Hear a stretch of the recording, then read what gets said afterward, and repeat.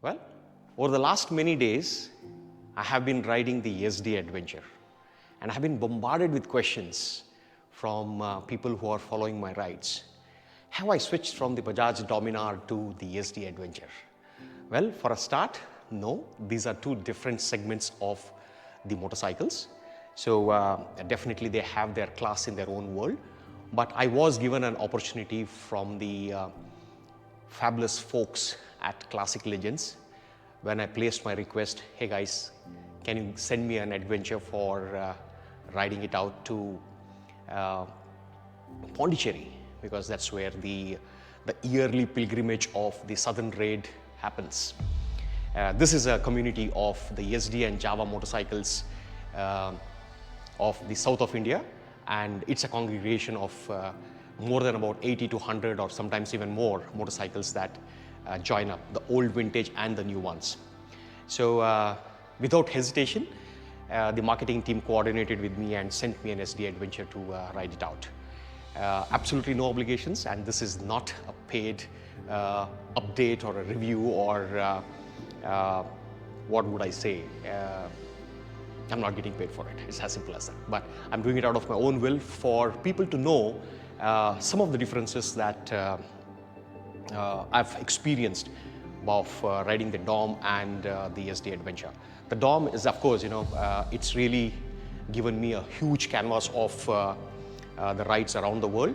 The Adventure, the Yezdi Road King back in 1994 is the one that I took around the world, covering about 42,000 kilometers in 47 days. That's been a mind-blowing ride for me. The brand Java got launched when I was heading down on my Polar Odyssey, and we were in Nicaragua when the brand was launched.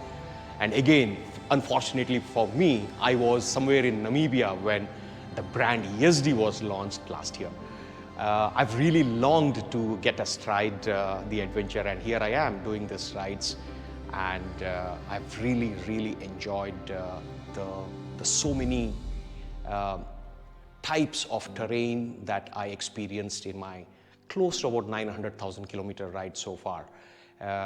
It's been an experience, but having said this, let me quickly take you down and tell you the smaller bits about what this Yezdi Adventure is all about.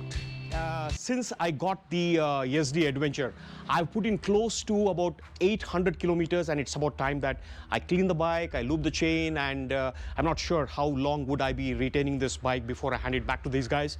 But it's really important that I keep it clean the way I want my own bike to be.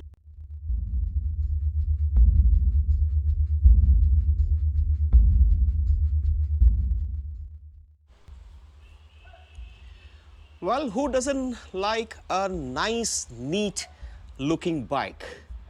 Keep it that way so that you can make it dirty again. That's what I believe in. So whenever I'm back from a good long ride, I try and make sure that I clean the bike and keep it this way, all set to go wherever I have to head out to the next one. For a start, the stance of this bike is absolutely perfect. At least that's what I experienced. With a 17 on the rear and the 21 on the front, the front is very light to handle. The way I have taken it across, not much of an off the road, but whatever little I could do, I have felt it at ease. Just taking it off the road and bringing it back on the road. It's been pretty convenient. The one thing that I realized, the handlebar is far too wide. Could have been a little closer to get that turn. This looks very stretched. So for me, I guess I would have liked the handlebar to be a little shorter, but having said that, the turning radius is absolutely fabulous. Absolutely fabulous. Okay, coming to the console. Well,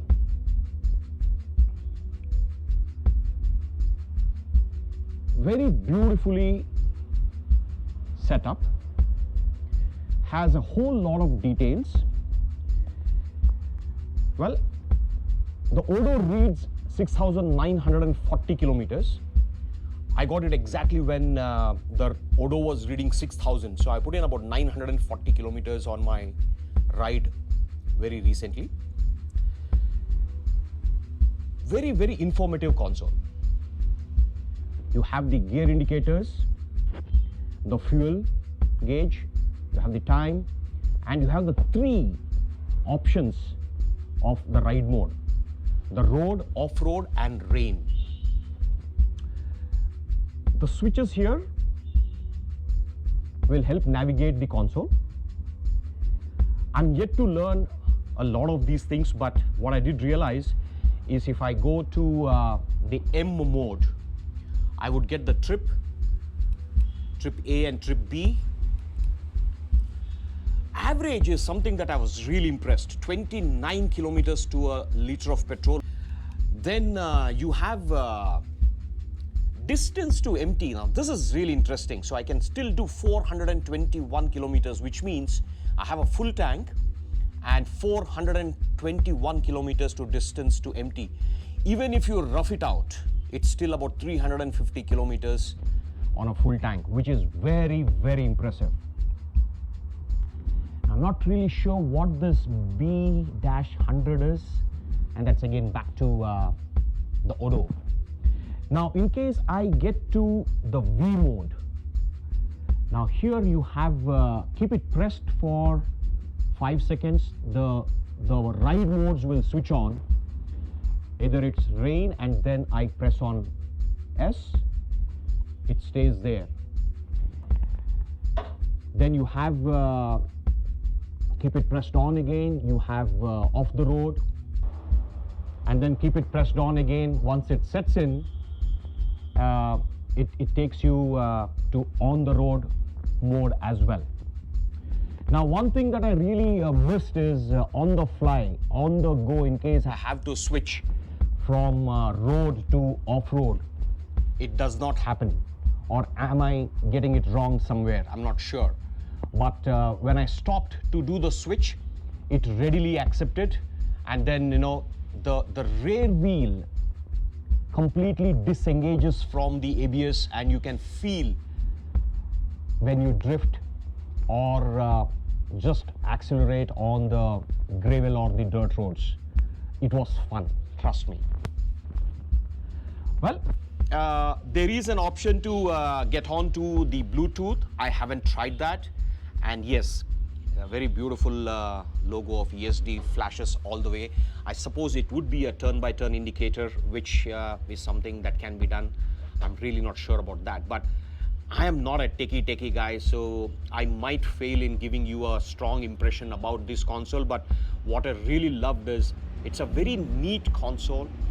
Doesn't look really cluttered at all, gives you all the details that one would want, particularly the gear mode of you know, whichever gear you're riding, and then you have the time and of course the Odo, or you know, you can check the distance to empty on the go, which is very impressive.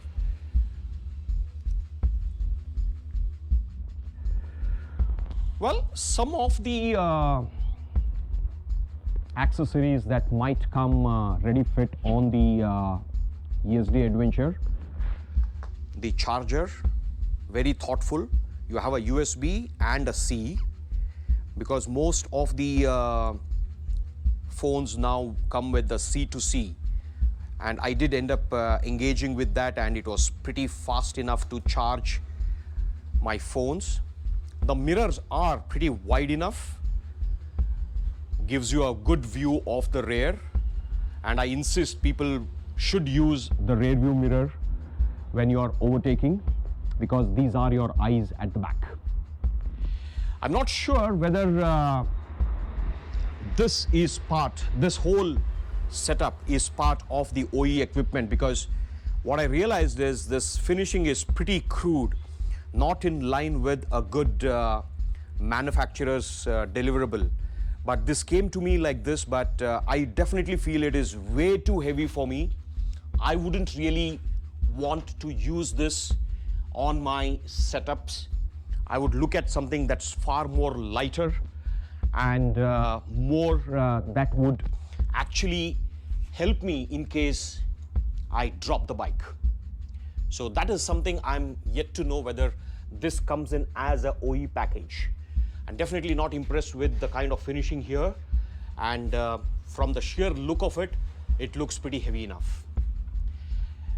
Looks like even the saddle stays are also aftermarket product. The finishing is mediocre, not really top of the class, but does its job when I use the Carbonado saddlebags on my ride to Pondy. This is a top case carrier. Not sure what weight would it carry, but looks neat. Beautiful finish. The bikes looks impressive from the stance of it. But what I realized is the lean of this machine is far too much. Now, is that the OE stand that is giving it so much of a lean, or is it because of the torture that the bike has gone through? Because as you can see, this is a media bike, or where the company would usually hand it over to people to test ride. This lean is definitely way too much. This is something that I would be concerned, because in case I have my luggage, the bike would still drag down to one side, and that would not really be a good sight to see a fallen bike the next morning. I miss the center stand for an adventure. That's something that the company must look at. I've always wanted a center stand for my motorcycles, and I've really struggled to do the maintenance while on the go. But otherwise, the chain has lasted. I think we've just tightened it once at 6,000 kilometers. The tire looks pretty beaten. If you see the thread is almost done at 6,000 kilometers. So that's something, either somebody has been doing a lot of donuts, or it's been a natural wear. That's something I'm not sure. So yeah, there is a small wire here, which, yeah, it's okay. Very thoughtful to have given a cover on the rear brake caliper. That really helps in case you are riding it out in slush. We've seen no rains for some time, so no slush for some time until I really go in hunt of, okay, where's the slush? Thoughtful to have given a rubber boot on the suspension. Telescopic suspensions are doing a good job, but I'm not really sure why is this grill here? When the left indicator was broken, the dealer really had some tough time to remove these, to remove this, and then get the wiring into the headlight console. So cleaning the headlight is also a challenge with this kind of a grills. I wouldn't want it for myself. One thing I really observed is this one. The company needs to look at routing. I'm not sure what cable is this, but at 6,000 kilometers, the cable has really torn, and this is likely to get into a replacement very soon. But otherwise, it's a great deal for the kind of pricing that this bike has been launched. Does its job. Maintenance, I'm sure it's not too expensive. From what I've realized, Yezdi has always been an affordable machine. So if you have any specific questions about the external bit of it, happy to take it on. The power aspects. With about 30 PS, the power is absolutely optimal. Short stroke is what is making this machine a stand apart. As I mentioned, with the 17 and 21 inches wheel, it's very, very effortless to take this across any terrain. Most of the countries around the world have a speed cap of 70 kmph or sometimes at 90 kmph. And with the off-road mode on, it is so easy to kind of pull this machine out of, I took it on the sand, so I can say that, like it's pretty easy to pull it out from a sand dunes or a fair amount. I mean, not too deep, but it does its job in case you want to get out quickly. One thing I missed on the console Switch, you have a hazard. You have a hazard switch. That is a very, very thoughtful inclusion in this machine. Well, net, good value package. the riding is really nice. And well, What do you think? let me know your thoughts. Oh, remember, this is not a paid review. I'm doing this for my own satisfaction because I've really enjoyed riding this machine, and here's it for you.